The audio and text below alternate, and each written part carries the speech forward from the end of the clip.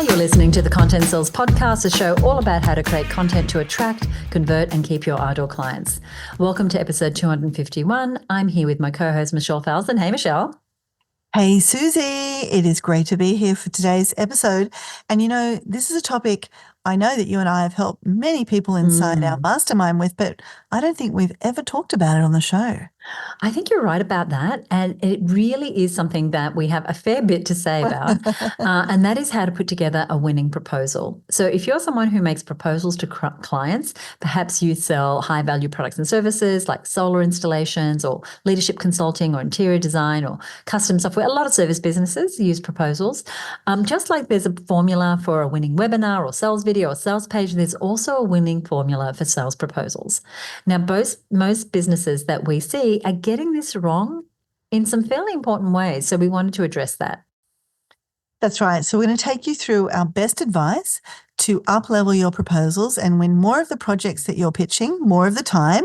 And look, even if you don't sell via proposal, don't turn us off, because the tips we're sharing can be mapped over to sales conversations and really any other parts of your marketing. So this episode has something for everyone. Now, proposals are such an important part of the sales process, but they don't always get the attention they deserve. They become these kind of documents that, we know we need to do to get something across the line, but they are a form of content marketing. Even if you don't think about them that way, they play a crucial role in the sales journey. But having said that, they're, as I said, not done well a lot of the time. Now, creating a proposal that hits all the points needed to be a winning proposal can be challenging, which is why we're going to walk you through the best practices for structuring, styling, and presenting proposals effectively. And we're pulling in insights from the real world feedback that we've actually given the women in our mastermind. Right. And when we looked at that feedback, we saw that there were some key kind of areas that the feedback has been generally grouped into over time. So first, we're going to dig into the need to shift your mindset around your proposal and what it looks like to actually shift your mindset, what you might be doing right now or thinking right now, and what you might need to rewire a bit of your thinking around. Second, we're going to share our recommended structure for a winning proposal. You're going to love that. And then we'll talk about the importance of the visual aspect of your proposal, how it looks, and also the role of visual storytelling. Next, we're going to share our best advice for building trust and the optimal tone to take with your proposal. And then it's time to dig into actually presenting the proposal and why you want to do that live and in real time, and never just email the file over to your client. And then finally, we've got some tips for making sure your offer is clear and that you've reduced any of the barriers to someone buying from you, because oftentimes we can put those barriers in without knowing it. And so we've got a free download that summarizes this winning proposal framework for you. It's going to come with this episode. And we've got so much good stuff to share when we kind of categorized all of this that we realized, hey, you know what? This could be a couple of episodes. So we're going to give you the first couple of these pieces today, and then we're going to follow that up with a follow-up episode where we're going to give you the second half of all of these great tips and ideas for creating a winning proposal. And I'm very excited about these two episodes because there are so many businesses that could just get so many more clients over the line if they just made some of the tweaks that we're going to give you between this episode and the next one. And the handy guide is going to be really useful for you too, as you start to modify existing proposals, or the next time you create one, you can follow those guidelines. So stay tuned for the link to that and all the other resources we mentioned in today's episode, which I'll share a little later on. So we want to start with shifting your mindset around your proposals. So we want to reframe the proposal as a continuation of the sales conversation, not just a formal document with a price tag on it. But here's the thing. What we've found speaking with and helping hundreds of small business owners is that they often underestimate the proposal itself. Many people see proposals as just a formality or an obligatory document to close out the sale or to follow up a meeting.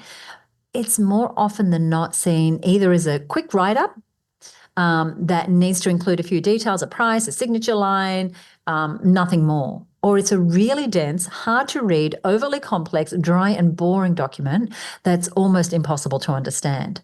But this mindset is actually a huge missed opportunity. Most proposals end up being bland or transactional, and that can lead to clients feeling disconnected or even turned off and saying no. Oh, that is such a big one. I see that a lot. And it's why we wanted to address this mindset issue right at the start of today's show. And there's a quote from Norman Vincent Peale that I've been thinking about a lot lately. You know how a quote just gets in your head and just keep thinking about it? And the quote is, change your thoughts, change your world. And this is a powerful concept in many areas of business, but when it comes to proposals, it's so true because by shifting our mindset, the way we think about our proposal, from just seeing it as a formality to seeing it as a powerful continuation of the sales conversation that we've been having with our prospective client, we open up a new level entirely of potential for connection, trust, clarity, and conversion, getting people to buy from us.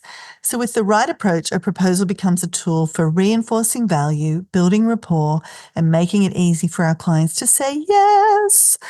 And you want to think of the proposal as a structured recap of value. It's about reminding the client why they're interested, why you're the right fit, and how your solution will help them meet their goals. It's not about a big list of items and prices. Of course, you do need to make it clear what your client will get and how much it is, but you really need to ensure you keep building in the connection to the outcomes you will provide. And I find this is the biggest mistake people make. They shift from having an inspiring sales conversation focused on the client outcomes to giving them a document that ignores those important selling points.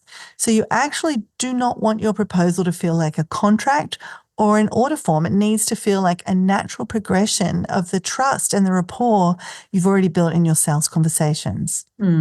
Exactly. So, for example, one of our masterminders asked us to review her proposal, and there was an issue with it because it jumped straight to the price. It was right there on the front page. Now, the client hadn't had a chance to re-engage with the value she was offering before seeing the investment that they were going to make. And that price-first approach can feel too abrupt, especially when you're walking your client through the proposal, which we'll talk more about through the process of these 2 episodes. So when we helped her rearrange her proposal to start with a recap of the client's challenges and the unique benefits that her solution provided, it reminded the client of all the key selling points they had already been discussing. It got them really up close and personal with the main issue that they were having, and it reassured them that our masterminder deeply understood the goals of the project. Now, this provides a very fertile ground for the price to be revealed and spoken about. Now, presenting the price too early can be off-putting. It feels transactional. Instead, start by reminding the client of their needs, showcasing the solution, and then introducing the investment as a natural conclusion to the value discussion. Then the investment feels like the natural and logical next step. Now, this approach sets the tone of the proposal as supportive, client-centered, customized, and focused on impact rather than cost alone. And when the clients see that, they're more likely to feel aligned with the proposal and ultimately more inclined to say, as Michelle said, yes. Absolutely. Should we sing the rest of the show? Let's do it. Well, that's okay for you, but maybe people don't want to hear me singing. I'm a little bit tone deaf. And it's particularly true if you're presenting your proposal in a competitive pitch situation. And many of us are in that situation, right? It's a terrific way to have your proposal stand out from the pack when they see that you get the mistakes and the problems and the pain that they're in, and you're able to sort of restate that narrative in your proposal. Now, let's talk about how to structure a winning proposal. And a good proposal has a logical flow that keeps the client engaged and builds on each section. It's just like all other good forms of content marketing. And even maybe you're sitting there going, hey, yeah, a proposal is content marketing, right? That is already a big mindset shift. So what we've done is that we've found breaking your proposal down into 5 sort of major parts or sections works best. And we'll give you a quick overview of what they are, and then we'll go into some detail. So the first is an introduction and sort of recap of, what's got us to here. The second part of your winning proposal is an overview of the solution. The third is the deliverables and the scope of the work. The fourth is the pricing and investment. And then finally, the fifth is the call to action. So let's look at the first part of this process or the framework for a winning proposal, and that is introduction and recap. And this is where you remind the client of their specific needs and challenges.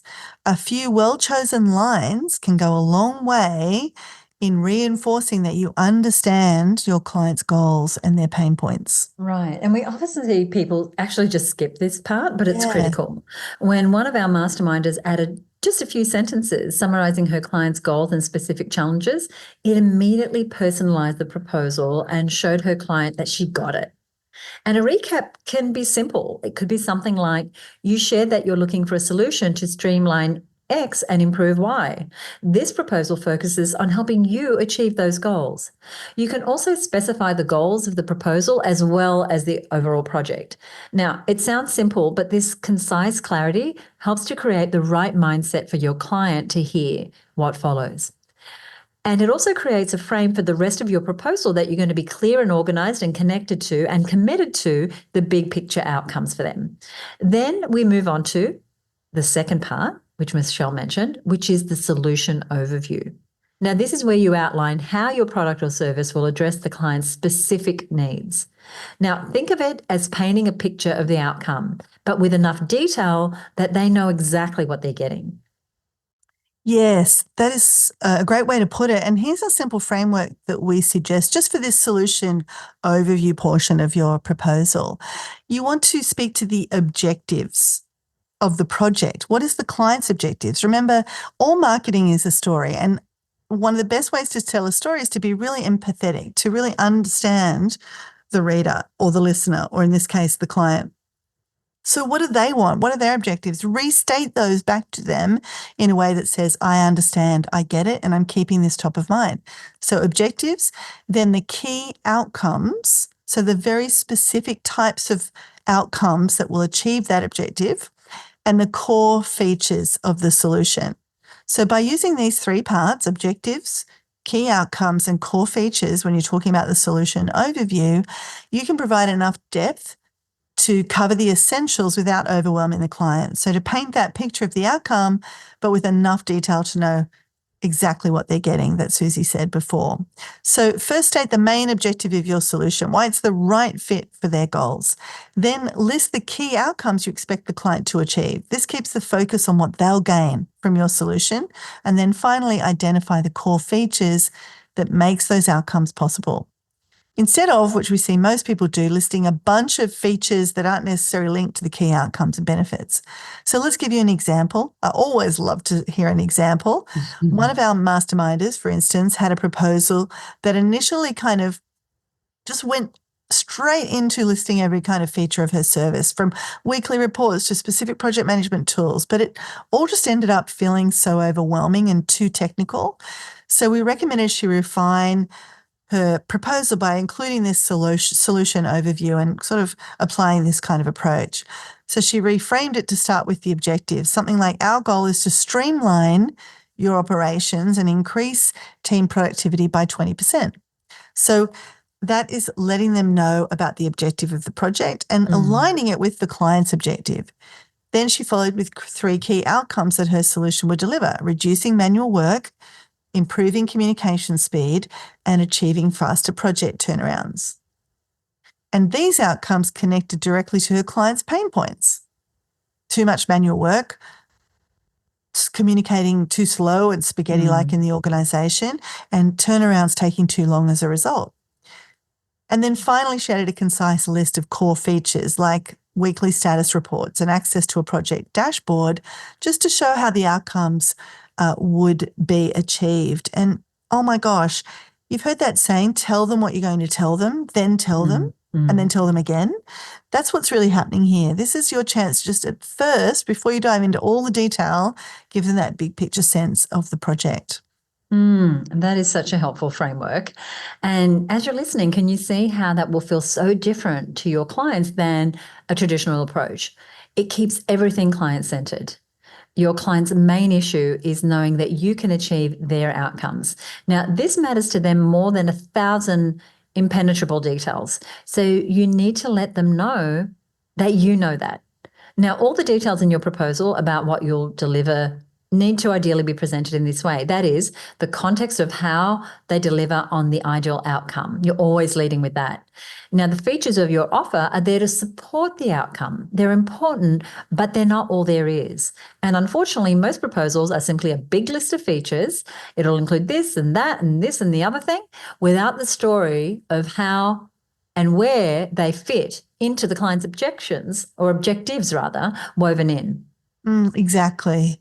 And when our masterminder used this format, her client immediately understood how each feature tied into their desired outcome. It transformed the proposal from a list of tasks into a clear pathway to achieving their goals. The things had relevance, and it made the investment feel logical and worthwhile. Very, very good.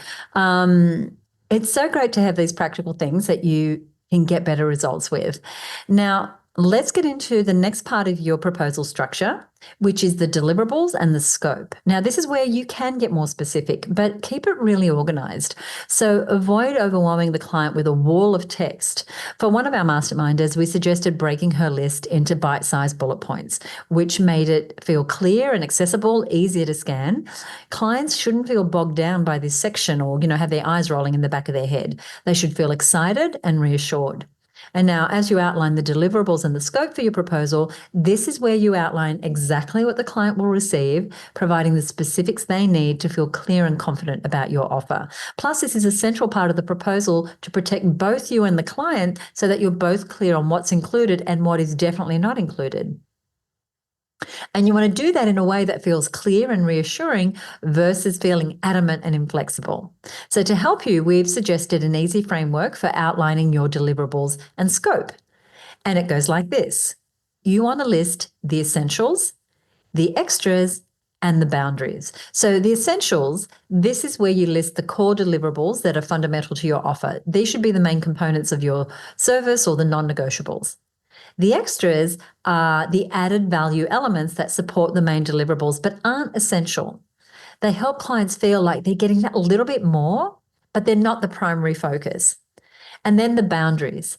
It's just as important to clarify what's not included because this can prevent misunderstandings and it keeps the scope manageable for you. Right. And so, for example, one of our masterminders had a deliverable section that initially looked like another one of those long continuous lists. It was about 2 pages of bullet points. It was dense, and she risked her clients feeling lost in all the details or also getting kind of caught up on details here and there. So we suggested she structure her section a bit more sort of grouped together. And this essentials, extras, and boundaries approach can really help you to do this, to make it feel less like this big wall of stuff. So under the essentials, she could have listed like her main deliverables, like weekly coaching sessions, monthly strategy reviews, access to client resources. And she could keep this to the 5 or 6 high impact items that were central to the client's success. Now, she might have sub bullets onto that and sort of group some things together, but it's really powerful that we think about how we're organizing this information so it really feels cohesive. Because how we show up on the page on our proposal is indicating to our clients how we're going to be to work with. So we've got these essential things that we lead with, that we think about how we've organized them. And then under extras, she could have added things like the quarterly bonus workshop or priority email support, these valuable but non-essential add-ons that rounded out the offer, had the client feel, wow, these are really additional extra things that you're including. Because, when you just put 5 or 6 more things into the main list, they just get lost. But if you can position them as extra things that you're going to bonus in or add in, whatever language might be appropriate, then it feels like, oh, wow, this is really cool. And then finally, the boundaries could have helped her define what wasn't included. So she could have added a brief statement like project management services and third-party fees are not included.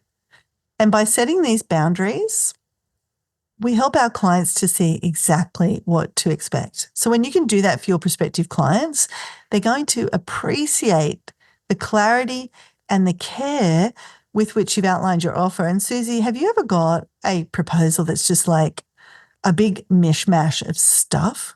Yeah, my eyes just glaze over. It's like it's too much data. It's not usually well presented. I love the idea that, there's some extras, just all this matters because this is content. This show is called Content Sells. Your proposal is content that can sell when it's structured correctly and following this framework.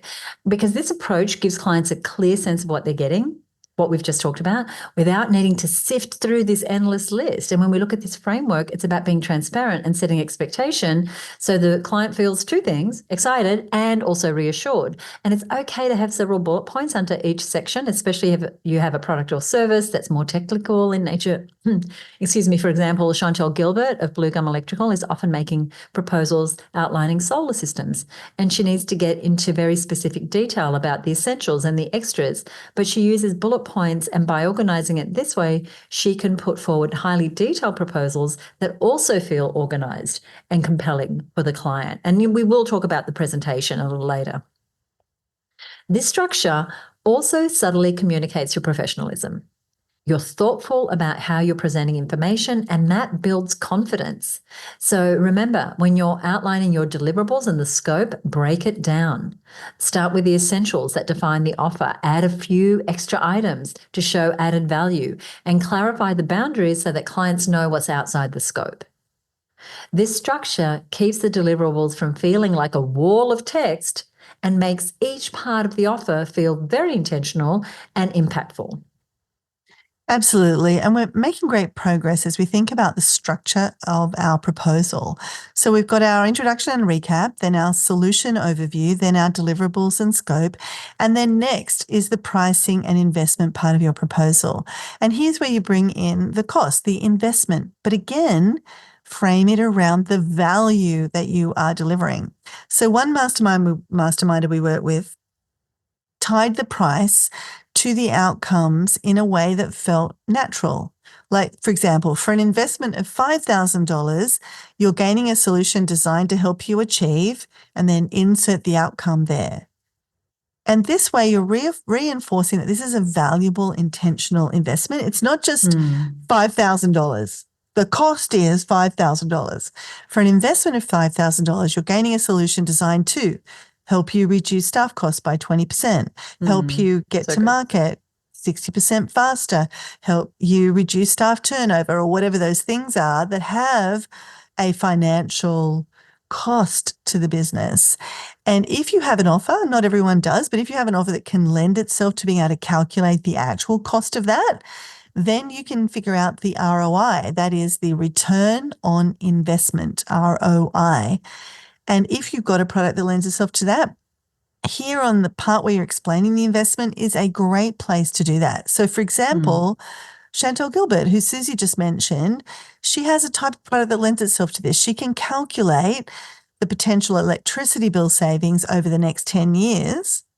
And so she can show a calculation in her proposal that reveals how the cost of the solar installation is a good investment. Over 10 years, you're going to save X dollars, and the investment's only Y dollars. That means you're going to be in front this many dollars. And if you fund it over that 10 years, you're going to be in front right from day one. I love that. I love that. That's a great distinction, just that for the investment of, and then what the outcome is. Now, I want to talk about pricing and how it's positioned. Now, in Australia, businesses must display prices that include all taxes and fees, so it needs to be obvious to the client. So that means that the total price presented to consumers really should be GST inclusive. If you go to the ACCC site, that's what it says. Now, if you're a consultant or a service provider, and I see this mistake made all the time, list your service prices as GST inclusive.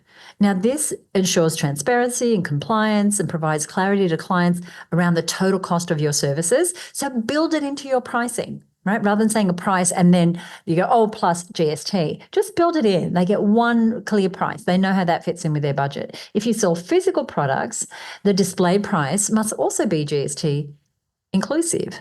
And it's not mandatory to show the GST component on price tags or shelf labels. Many businesses show it, however, to let the clients know how the price is broken up. But when you're sending tax invoices to customers, and this may be, part of your proposal, just display the GST amount separately, but include the one price. Don't let them guess what plus GST means. And so you could have the total price, it's $5,000, and you can have a little note that says price includes GST and all fees and that sort of thing. It's standard practice in Australia for both services and physical products. And not only does it comply with consumer law, but it also fosters transparency with your customers. Now, social proof is another powerful element. If you can include in your proposal case studies or examples to build credibility, then you definitely want to do that. When we see clients with similar success stories, people are going to be more likely to envision a positive outcome for themselves. And you can totally do that inside of your proposal because your proposal is a piece of content marketing. So, for example, you could include a short scenario about a client with similar goals and how her solution led to specific results, or your solution led to specific results. Or you could include a page in your proposal just after the pricing page that features a case study or a handful of client testimonials. And I've had this happen before where people are like, well, is it okay if I spoke to those people? Because they've already built trust and that might just be the final thing. So they know that you are creating this magic for other people and they see that right in your proposal. And the social proof adds relevance, reassurance, which can make all the difference to getting that yes response to your proposal. Now, even a few sentences about a relevant client's success can make your proposal feel more trustworthy and help the client envision their own success with you.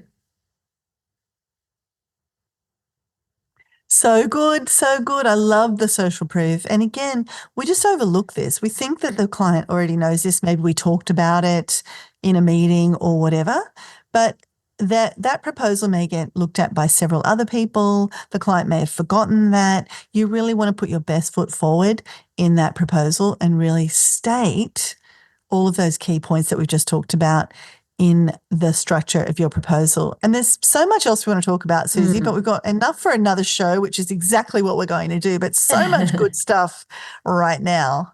Yeah, and I hope you're feeling enthusiastic about the changes that you can make to your next proposal. As Michelle said, we've got a whole lot more, and we're going to continue with the rest of our top tips in a follow-up episode that's coming out as the next episode.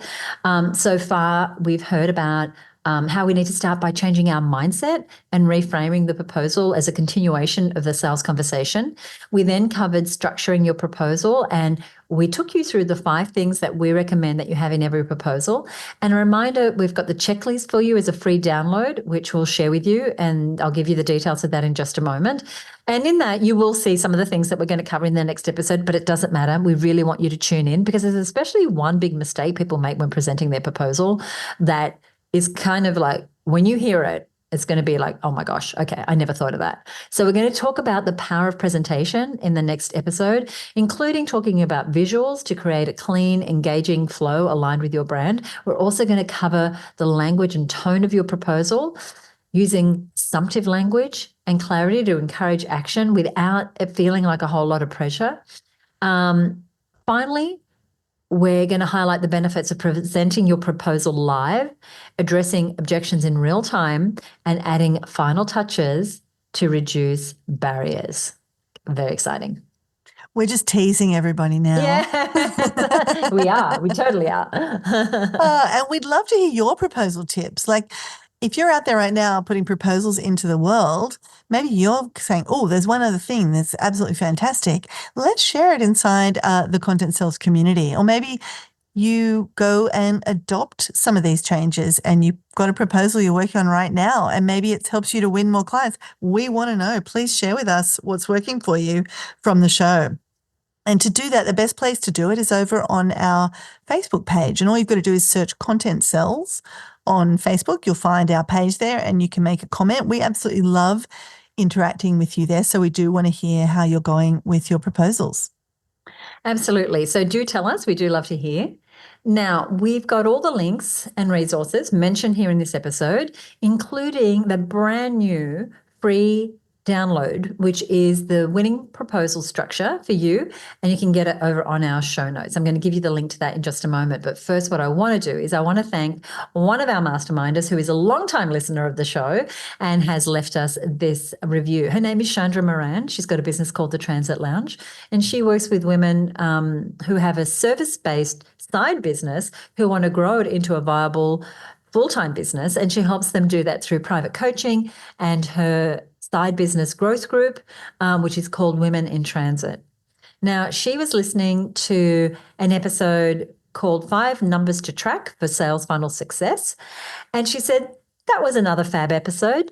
Thank you, Chandra. Thank you so much for listening. And we're glad you enjoyed it. We hope you enjoyed this one just as much as well. And we really appreciate you leaving a comment. We're